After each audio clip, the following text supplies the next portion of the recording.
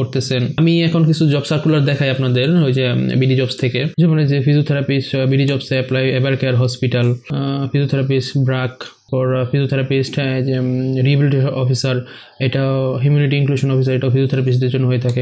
একটা স্যালারিটা আপনাদের একটু দেখাই, যেখানে স্যালারি যে 62,758 থেকে এই মান্থলি স্যালারিটা। তারপর ফিজিওথেরাপিস্ট অ্যান্ড রুট, এখানেও প্রায় ভালোই হ্যান্ডসাম মানের একটা স্যালারি। এখানে স্যালারি হলো যে 61,880, প্রায় আর কি 62,000 টাকার মতো। তারপর আশাতে এখানে 35,000 টাকার মতো স্যালারি, এই যে 34,500।